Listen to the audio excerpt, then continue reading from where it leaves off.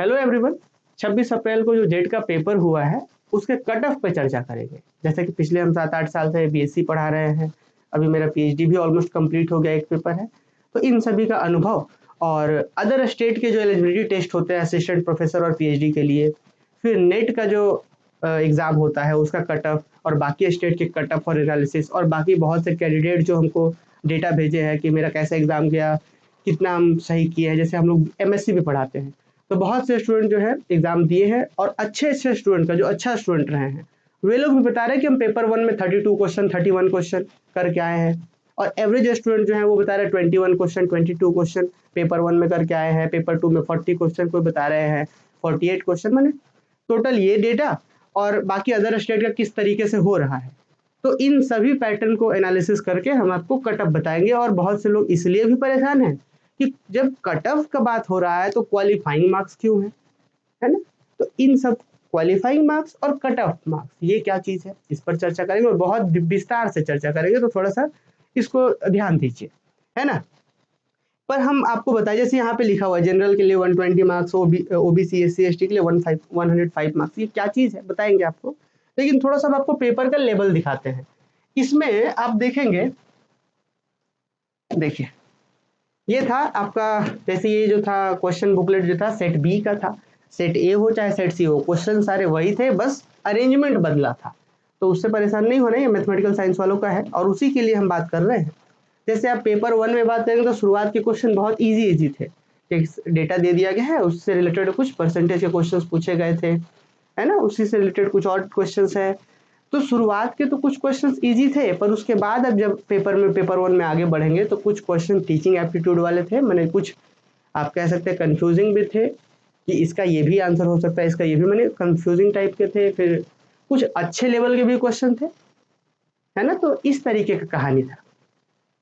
तो पेपर 1 कहा जाए कि इजी था तो गलत होगा, कहा जाए टफ है तो भी गलत होगा, क्योंकि मॉडरेट कह सकते हैं कि भाई ना इजी था ना टफ था। इसीलिए तो सारे बच्चे लगभग 30 क्वेश्चन 28 क्वेश्चन 32 क्वेश्चन 25 क्वेश्चन इसी तरीके से पेपर 1 में किए हैं, ठीक है। अब एक बात और ध्यान से हम आपको बताना चाह रहे हैं कि देखिए टॉप रैंक वाले जो होते हैं ना, बहुत मैंने, अब हम टॉप रैंक की बात कर रहे हैं तो उसमें क्या होगा, हो सकता है कोई स्टूडेंट पेपर 1 में 48 क्वेश्चन 45 क्वेश्चन किए हो, तो वो तो कोई 2-4 स्टूडेंट होंगे जो, या कोई अच्छे रैंक लाने वाले स्टूडेंट किए होंगे। लेकिन यहाँ पे ये तो है नहीं कि सिर्फ 10 बच्चों का सिलेक्शन होगा या 10 बच्चों का कोई मेरिट लिस्ट में आएगा। तो इसीलिए एवरेज जो है उस पर हम चर्चा करें कि क्या कट ऑफ रह सकता है। तो ये पेपर 1 की बात थी। थोड़ा सा पेपर 2 का भी टफनेस देख लीजिए। पेपर 2 क्या था, ये आप लोग के पास अगर पेपर है, देखिए इसमें हम आंसर भी लिखे हुए हैं। अगर ये आपको पेपर चाहिए तो धनबाद मैथ अकेडमी के टेलीग्राम चैनल पे जाइए, टेलीग्राम में सर्च करिएगा धनबाद मैथ अकेडमी। तो जब धनबाद मैथ अकेडमी करेंगे तो शायद 3000 या 4000 सब्सक्राइबर है हम लोग का। एक पुराना चैनल था जिसमें 7-8 हज़ार है, उसको नहीं ज्वाइन करना है।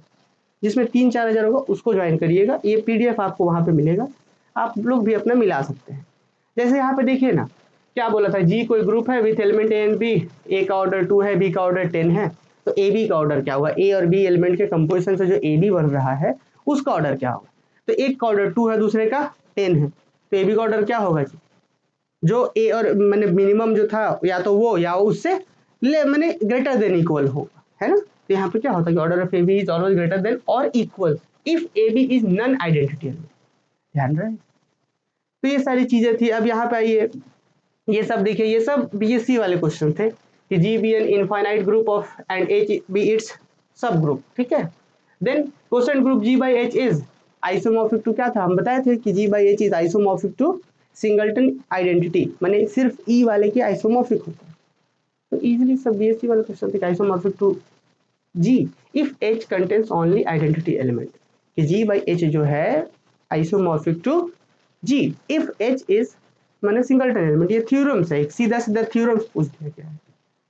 यहाँ पे आएंगे, देखिए अल्टरनेटिंग ग्रुप से भी क्वेश्चन था। Let A4 be the set of all even permutation of degree 4, the number of distinct subgroup of order 3 in A4 is। आपको पता है कि A4 क्या है, A4 क्या अल्टरनेटिंग ग्रुप है डिग्री 4 का। तो अल्टरनेटिंग ग्रुप A4 में total number of element 4 factorial मतलब 24। अब आपको पता है इवन परम्यूटेशन आधे होते हैं, आधे ऑड परम्यूटेशन होते हैं, माने 12 हो गए इवन, 12 हो गए ऑड। अब 12 में क्या रहा कि अब 12 परम्यूटेशन में आपको बताना है कि 3-3 ऑर्डर के कितने सब ग्रुप होंगे। तो अब 12 परमुटेशन हो गए। आपको पता है कि अगर A4 है माने 1 2 3 4 4 ही एलिमेंट का बनेगा। 1 2 3 4 बोलिए चाहे ABCD बोलिए, 4 ही एलिमेंट का। अब उस 4 एलिमेंट से मुझे 3-3 वाले निकालने थे। माने A4 है ना, तो उसके अंदर जितने परमुटेशन होंगे 4 ही डिग्री के होंगे। तो मैंने 1 2 3 4 इसी का अरेंजमेंट ही ना परमुटेशन बनाता था। तो 1 2 3 4 4 एलिमेंट से मुझे 3-3 ऑर्डर के निकालने थे। तो 4C3 ऐसे करके हम 3-3 का निकाल लेंगे। 4C3 8 हो जाएगा। अब मुझे वैसे निकालने हैं जो सब ग्रुप हो। ये तो निकल जाएगा। तो सब ग्रुप के लिए क्या होता है कि कम से कम एक आइडेंटिटी और 2 एलिमेंट होने चाहिए। तो इसको हम 8 डिवाइडेड बाई 2 करके विच इज 4 निकाल सकते हैं। हम यहाँ पढ़ा नहीं रहे हैं आप लोगों को, हम तो बस कटअप पे चर्चा, हम थोड़ा सा पेपर का टफनेस पे बात कर रहे थे। अब आगे आइएगा, देखिए राजीव या ग्रुप ऑफ ऑर्डर 121। आपको पता है कि किसी ग्रुप का ऑर्डर 121 है तो एक थ्योरम्स बताया गया था आपको। क्या थ्योरम्स था जी? थ्योरम्स था कि किसी भी ग्रुप का ऑर्डर यदि पी स्क्वायर हो, किसी भी ग्रुप का, दुनिया में किसी भी ग्रुप का ऑर्डर अगर पी स्क्वायर हो, पी मतलब पी एक प्राइम होना चाहिए, किसी भी ग्रुप का ऑर्डर अगर पी स्क्वायर है जहां पी एक प्राइम है, तो वो ग्रुप जो होगा अबेलियन होगा। तो इस ग्रुप का ऑर्डर 121 है, माने 11 का स्क्वायर है, 11 का एक प्राइम नंबर है, तो ये ग्रुप क्या होगा? अबेलियन होगा। तो यहाँ पे सीधा आंसर हो जाता है अबेलियन। तो इस तरीके से देखिए बूलियन रिंग का कैरेक्टरिस्टिक कितना हो रहा होता है? 2 होता है। तो ये सारी चीजें शुरुआत में यहाँ भी इजी क्वेश्चन था, लेकिन जब आप आगे आएंगे और जितने भी क्वेश्चन है यहाँ पे वो सब मैंने कह सकते हैं डेफिनेशन बेस्ड थे, थ्योरम बेस्ड थे। लेकिन आगे आप जाएंगे तो सेकंड मेथड वाले क्वेश्चन ये सब दिखे ना, ये सब क्वेश्चन बहुत इजी क्वेश्चन थे, हिट एंड ट्राई से सॉल्व कर सकते थे आप।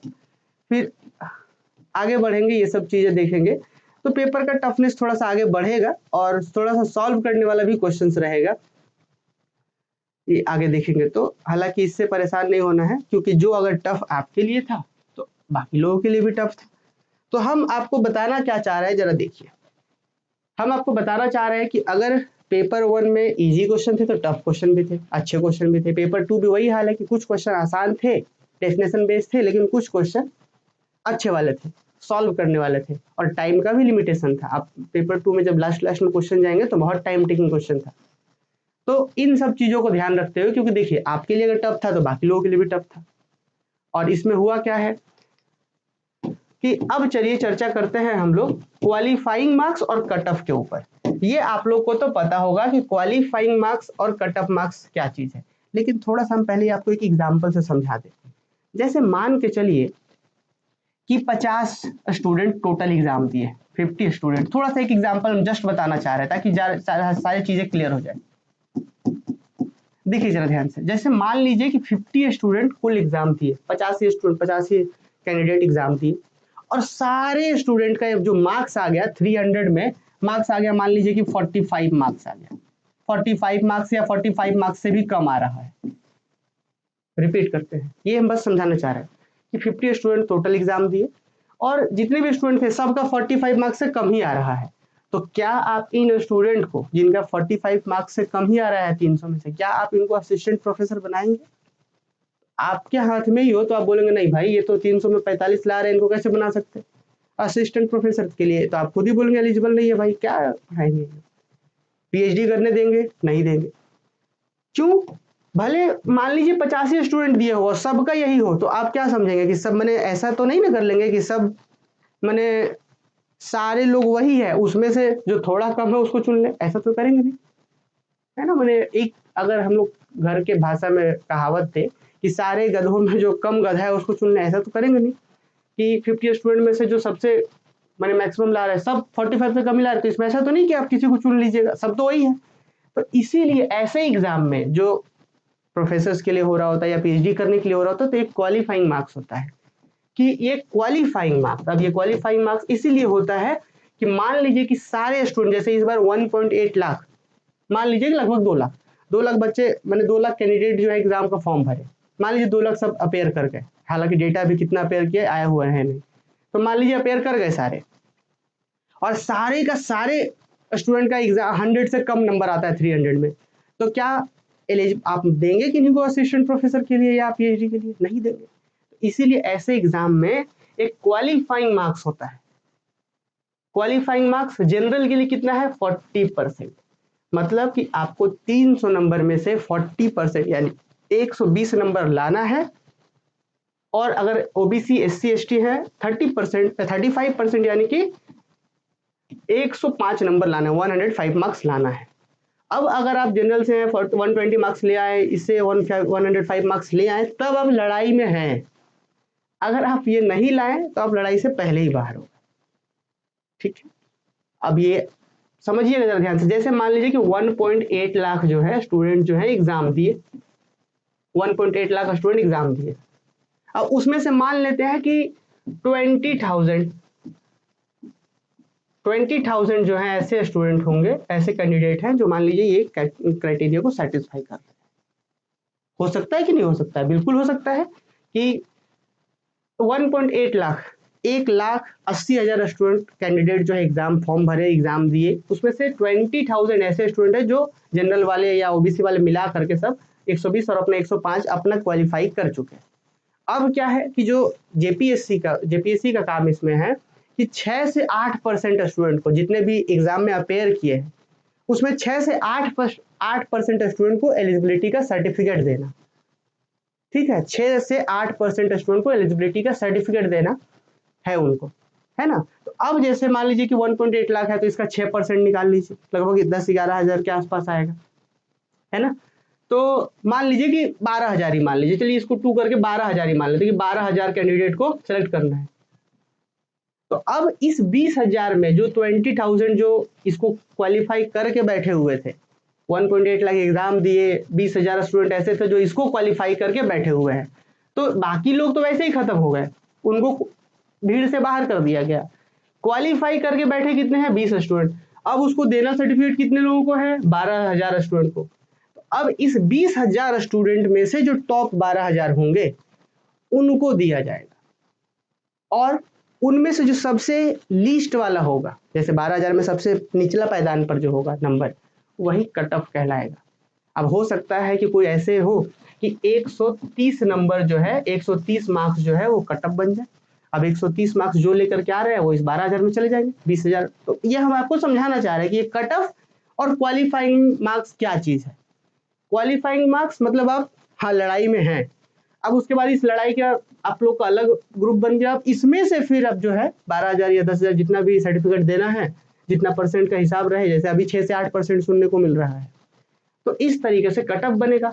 और जैसा कहानी है इस बार जैसा चांसेस है, हम आपको अगर ये बोल दे कि 130 नंबर जनरल वालों के लिए कट ऑफ बन रहा है और एससी एसटी वालों के लिए 120 नंबर, 125 नंबर, हो सकता है आपको सुनने में अच्छा लगे, लेकिन हम चाह रहे हैं कि सुनने में अच्छा नहीं, जो जेन्युइन रिस्पॉन्स आ रहा है उस पर बात करें।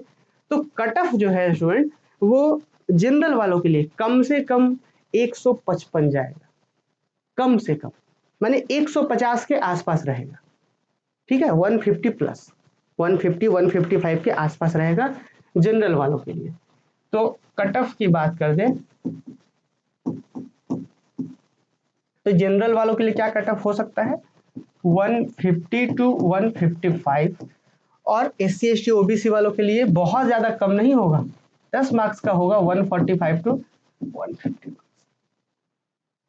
अब ये हम किस आधार पर बोल रहे हैं? जैसे यूपी का हो रहा था, छत्तीसगढ़, उड़ीसा या नेट का, तो उससे हालांकि यहाँ पे चीजें थोड़ी अलग है, और यहाँ पे जो है नंबर ऑफ कैंडिडेट को ज्यादा सेलेक्ट करना है, 6 से 8%। बहुत से लोग इस बार एब्सेंट रहे हैं, हम तो आपको डेटा बस रफली दे रहे हैं कि 1.8 का फॉर्म भरा गया था, नो डाउट, लेकिन 1.5 लाख अपेयर किए हैं कि 1.6 लाख अपेयर किए, अभी डेटा क्लियर नहीं है, चांसेस है कि 1.5 लाख अपेयर किए हैं। अब इसमें से उनको जितने फॉर्म कैंडिडेट भरे हैं उसमें से 6 से 8% लेना है, माने नंबर ऑफ कैंडिडेट को ज्यादा लेना है, 12,000 14,000 स्टूडेंट को सिलेक्ट करना है, तो 10-12 हजार को सिलेक्ट करना है, तो उसमें चांसेस है कि 155 मार्क्स, 150 से 155 मार्क्स, और यहाँ पे इस तरीके से आपको सर्टिफिकेट मिलेगा। ये मैंने समझिए बॉर्डर पे है ना। और अगर लक आप लोग का अच्छा रहा तो हो सकता है कि 135 मार्क्स, 140 मार्क्स पर भी हो सर्टिफिकेट, माने आप एलिजिबल हो जाए। तो उम्मीद है कि आपको ये बात समझ में आएगा कि क्वालिफाइंग मार्क्स क्या है और कट ऑफ क्या चीज होता है। ठीक है, क्वालिफाइंग मार्क्स और कट ऑफ। तो अगर आपका लक अच्छा रहा, ये तो है कि भाई इसके आसपास ही रहेगा, अगर आपका लक अच्छा रहा तो 130, 135, 140 तक यहाँ जनरल वालों का, और इससे 10 नंबर कम इन लोगों का रहेगा। और अगर लक खराब रहा तो हो सकता है कि 160 मार्क्स, 165 मार्क्स भी ये चला जाए कट ऑफ। समझ रहे? तो उम्मीद है कि आपको एक आइडिया लगा होगा। अब जैसे कि देखिए बहुत से लोगों का अभी जैसे हम सुनने को मिलेगा, बहुत से लोगों का 130 मार्क्स है, 135 मार्क्स है, 140 मार्क्स है। तो वो परेशान ना हो कि आपको एक आइडिया मिल गया कि पेपर कैसा पूछा जा रहा है। मैथमेटिक्स में आप देख लिए कैसा पूछा जा गया, पेपर 1 कैसा पूछा जा रहा है ना? तो अभी जो ये जो पेपर है जेट का अगले साल भी होगा, बोला जा रहा है कि अगले साल 2027 के अप्रैल मई में वापस से पेपर होगा। तो उसके लिए तैयारी भी लग सकती है ना? कि मान लीजिए किसी स्टूडेंट का, किसी कैंडिडेट का 100 मार्क्स आ रहा है, 120 आ रहा है, 130 आ रहा है, 140 आ रहा है, तो इसमें हताश होने का कोई बात है नहीं। अभी वैसे भी वैकेंसी नहीं आने जा रहा है अभी। तो आप लोग नेक्स्ट के लिए प्रिपेयर कर सकते हैं और इसमें हताश होने की कोई बात नहीं है। बाकी उम्मीद है कि आपको आइडिया लगा होगा क्वालिफाइंग मार्क्स क्या है, कट ऑफ मार्क्स क्या है, बाकी सारी चीज़ें, है ना? जैसे ही मेरा पीएचडी अभी कंप्लीट हो जाएगा, मैंने मुश्किल से एक महीना में कंप्लीट हो जाएगा, तो हम आप लोगों के लिए मैथमेटिक्स का बैच जो है लेकर के आएंगे और हम आपको समझाएंगे ये सारी चीज़ें। हम देख रहे हैं, चूंकि हम पिछले 7-8 साल से बीएससी और एमएससी मैथ्स पढ़ा रहे हैं, और अभी जब यूट्यूब पे हम देखते हैं कि इसके लिए कोई अच्छा टीचर है क्या, तो हमको समझ नहीं आता है। सब लोग एकदम यूट्यूब के लिए पढ़ा रहे हैं, देखेंगे कि एकदम ऐसे कर दिए, हाँ जी ग्रुप थ्योरी, चलिए ये क्वेश्चन लीजिए ऐसे बनेगा, ये क्वेश्चन लीजिए ऐसे बनेगा। कोई समझा भी रहे तो बहुत थोड़ा ऊपर ऊपर से कि हाँ भाई आप प्रीवियस ईयर देखिएगा तो बन जाएगा, मॉक टेस्ट दीजिएगा तो बन जाएगा, लेकिन नया क्वेश्चन आए तो फंस जाएगा। तो हम लोग उस पर काम नहीं करेंगे, एकदम डिटेल से कि हाँ भाई साल भर पढ़ेंगे, उस टाइप वाला बैच जो है शुरू करेंगे। बीएससी के भी हम लोग को देख सकते हैं तो किस तरीके से हम लोग पढ़ाते हैं। तो बाकी ये सारी चीज़ें हैं, रहा बात जो जेट से रिलेटेड आगे जो भी चीज़ें होंगी हम आपको बताते रहेंगे। चैनल को सब्सक्राइब कर लीजिए। Thank you.